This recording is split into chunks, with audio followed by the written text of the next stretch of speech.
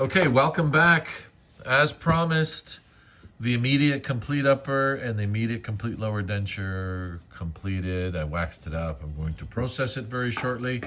And just before doing so, just to recap, this was done in an average value mounted setting where I had centric occlusion in the natural models, if you recall from the previous video. And then I've articulated them inside my Hanau semi-adjustable articulator at the correct Balkwell angle and the Bonwell average value angle.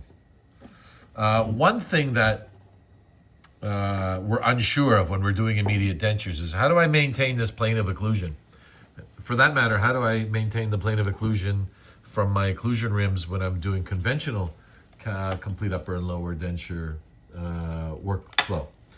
One thing that maybe is overlooked, but this model here, after or just prior to articulating, I had trimmed the base of the model parallel to the plane of occlusion, and the plane of occlusion I had scribed on the natural dentition in the anterior, as well as I maintained the model parallel to the plane of occlusion, parallel to the base of the model, somewhat parallel to the ridge in most instances, but this ridge was augmented because it was immediate. And then therefore, that's all I've really got to fall back on, as well as my plane of occlusion lines here that I've scribed on the external side of the model here, which ended up being pretty close to 2/3 of the retromolar pad, which we did looked at prior. So I finished the wax up, pretty decent. This patient's going from A to Z in a hurry. But one thing that needs to be noticed here in the class 1 setup, that I use these Vita MFT teeth here. These can be utilized in a lingualized pattern and or a cusp marginal ridge pattern, which I've used in this situation. So these teeth are versatile, using them in any type of posterior setup, as well as I thought possibly at the beginning there may be a crossbite unilaterally on the right side, but after continuing with the setup from the last video, we managed to get the class 1.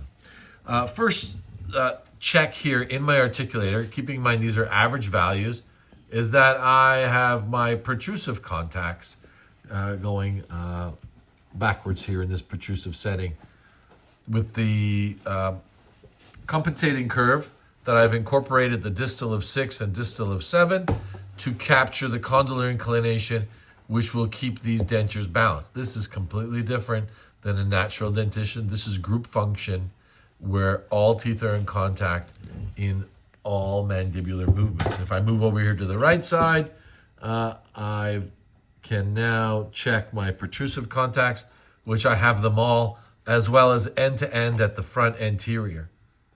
A lot of the times, if I go back to the school setting, and I would see the students, they would have incorporate way too much overbite, not enough overjet, and then these anterior teeth would be banging off the front, which I see a lot of dentures now in the workplace looking like that when the clients show up. And yes, aesthetically looks great, but functionally that just increases the atrophy of the anterior ridge and the destabilization of the dentures intraorally. So this really important to try to minimize the denture movement in functions.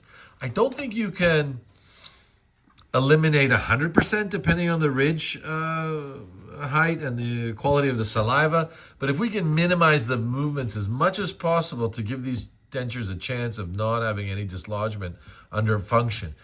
Left lateral, right lateral, we can look at the balancing contacts on the right side and on the left side. I think I'm missing number 5 there, or 4.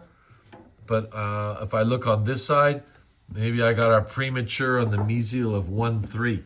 So I can do this probably chair side, which I'll do, because that's the best articulator, is the actual patient's mandibular movement. But what I'll do chair side is I'll probably adjust this in all functions of the patient to kind of remove any deflective contacts, minimizing the rotation of these dentures in situation. So I think to take away from this, this is unsettling not to have a try-in. not to verify midline, not to verify plane of occlusion.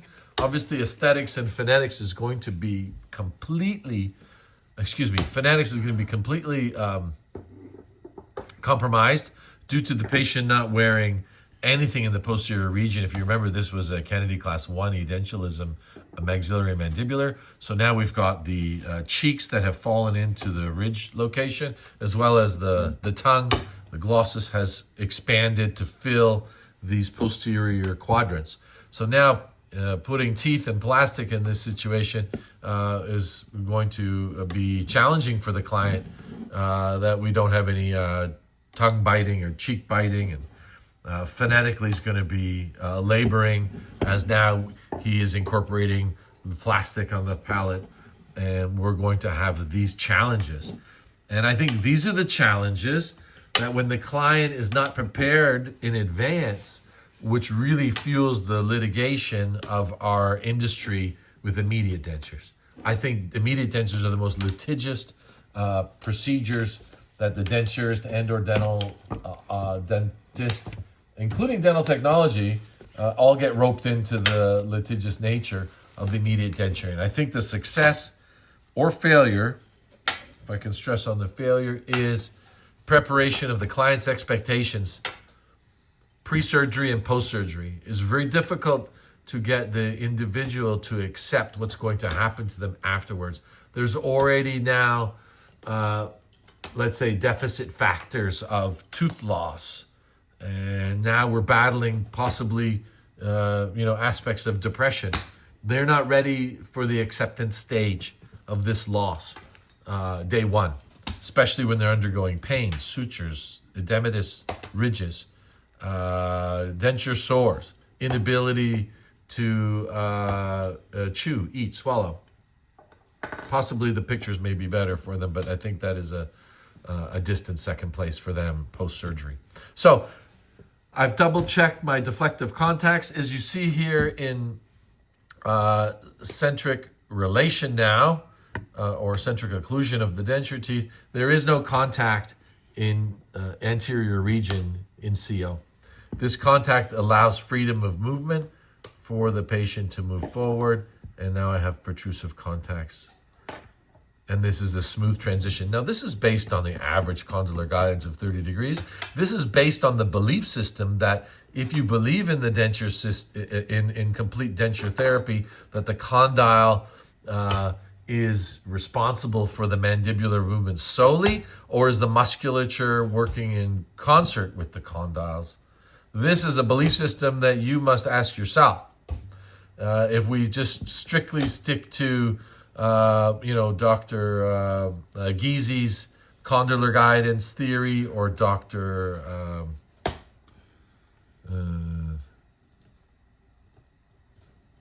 I just had a blank. Dr. Gerber's condylar theory, based on lingualized occlusion. Is it the musculature, the facial muscles of mastication and facial expression, or is it the condyle that dictates, or is it the teeth? Naturally, when we got natural teeth here, the teeth and canine guided occlusion are guiding the mandibular movements, protecting the natural teeth in the posterior and anterior region from severe attrition. But now we're talking about group function. So we're going to put a lot of relying on the condylar movements, and this protrusive is based on the average guidance of 30. I'm going to take this chair side post-surgery and double check with the client if this is the actual. But at least I'm close to, with average value mountings, an average overjet, overbite, that I have a fighting chance to achieve stabilization of these dentures. Obviously, that would be secondary to the healing of the client.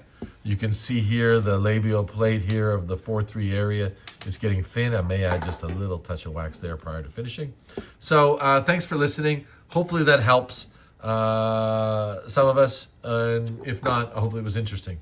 Have yourselves a great Family Day Monday. And hopefully our great Canadian hockey team succeeds today, later on this afternoon. Take care.